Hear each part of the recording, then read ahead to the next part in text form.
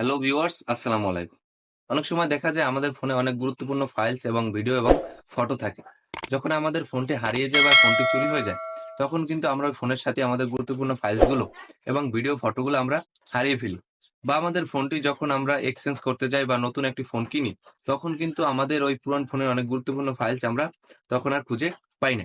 আজকের ভিডিওতে আপনাদেরকে এমন একটি অ্যাপসের সাথে পরিচয় করে দিব, যেই অ্যাপসে আপনারা ভিডিও এবং ফাইলস এবং ফটো খুবই যত্ন করে রাখতে পারবেন আজীবনের জন্য। আপনাদের ওই ফাইলসগুলো কখনোই হারাবে না। আপনি যেই কটা ফোনই চেঞ্জ করেন না কেন, যেকোনো ফোন দিয়েই আপনি ওই আইডিটা লগ ইন করে আপনার ফটো এবং ভিডিও এবং ডকুমেন্টস গুলো আপনারা পেয়ে যাবেন খুব সহজেই। আজকের ভিডিওটি সে বিষয় নিয়ে আমি আপনাদের সঙ্গে আলোচনা করতে যাচ্ছি। তো কথা না বাড়িয়ে আমাদের ভিডিও শুরু করা যাক।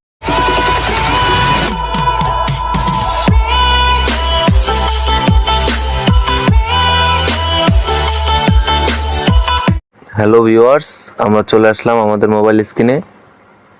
আজকে আমি আপনাদেরকে দেখাবো আপনাদের প্রয়োজনীয় ফাইলস এবং ভিডিও আপনারা কিভাবে সেভলি রাখতে পারেন। আপনাদের প্রয়োজনীয় ফাইল এবং ভিডিও এবং ফটো আপনার ফোন হারিয়ে গেলেও কখনোই হারাবে না। তো সেটা করার জন্য আপনার সর্বপ্রথম আপনাদের ফোনে গুগল ড্রাইভ যে অপশনটা আছে, যে অ্যাপসটা আছে, সেটা ওপেন করে নেবেন। তো আমি চলে যাচ্ছি গুগল ড্রাইভে। গুগল ড্রাইভে যাওয়ার পর আপনাদেরকে এটা একটা জিমেল দিয়ে লগ ইন করতে হবে। তো আমারটা লগ ইন করা আছে, সেক্ষেত্রে আমারটা এরকম ইন্টারফেস শো করছে। আপনাদের যদি লগ ইন করা না থাকে তাহলে এখান থেকে সাইন আপ অপশন আসবে, আপনারা সাইন আপ করে নেবেন। তারপরে এখান থেকে এই যে ডান পাশে যে প্লাস আইকনটা আছে, এখানে ক্লিক করবেন। এখানে ক্লিক করার পর এখানে দেখতে পাচ্ছেন ফোল্ডার, আপলোড, স্ক্যান, আরও অনেক অপশন আছে। তো আপনি চাইলে এখান থেকে আপলোড অপশনে ক্লিক করে আপনি আপনার ফটো এবং ভিডিওগুলো রাখতে পারেন। সেক্ষেত্রে এটা এলোমেলোভাবে হয়ে যাবে, আপনি প্রয়োজনের সময় সেগুলো হয়তো খুঁজে পাবেন না। তাই আমি সর্বপ্রথম ফোল্ডারে ক্লিক করে আপনাদেরকে দেখিয়ে দিচ্ছি। ফোল্ডারে ক্লিক করার পর এখানে আমি ধরেন এক্সাম্পল একটা নাম দিয়ে দিচ্ছি পিকচার। আমি এই ফোল্ডারে প্রয়োজনীয় পিকচারগুলো রাখবো। সেক্ষেত্রে এখানে আমি এটার একটা নাম দিয়ে দিচ্ছি পিকচার। এই যে পিকচার দিয়ে আমি এটা একটা ফোল্ডার ক্রিয়েট করলাম। তো আপনারা এখানে পিকচার যে ফোল্ডারটা করেছি তার উপর একটা ক্লিক করবেন। ক্লিক করার পর এরকম একটা ইন্টারফেস শো করবে।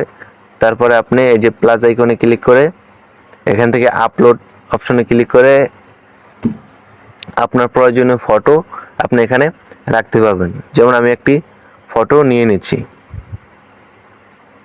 এই যে এই ফটোটি আপনি গুগল ড্রাইভে সেভলি রাখতে পারবেন। এই যে আপলোড হয়ে গেছে। এখন যদি আপনার ফোন হারিয়ে যায় বা ফোন নষ্ট হয়ে যায়, আপনি অন্য কারো ফোন থেকে আপনার জিমেলটা গুগল ড্রাইভে লগ ইন করলেই আপনি আপনার প্রয়োজনীয় ফাইলস এবং ফটোগুলো খুব সহজেই পেয়ে যাবেন। এবং আপনাদেরকে এটার কিছু সেটিংস দেখাচ্ছি। সেটা হচ্ছে এখানে যে বাম পাশে যে আপনার উপরে থ্রি লাইন অপশনটা আছে, তার উপর একটা ক্লিক করবেন। একবার নিচে আপনি দেখতে পাচ্ছেন যে আপনার স্টোরেজ কতটা খালি আছে। এখানে আপনি সর্বোচ্চ 15 জিবি পর্যন্ত রাখতে পারবেন। তো আমার মনে হয় 15 জিবি পর্যন্তই আমাদের প্রয়োজনীয় জিনিস, ফাইলস বা ভিডিও থাকে, এর বেশি আর দরকার হয় না।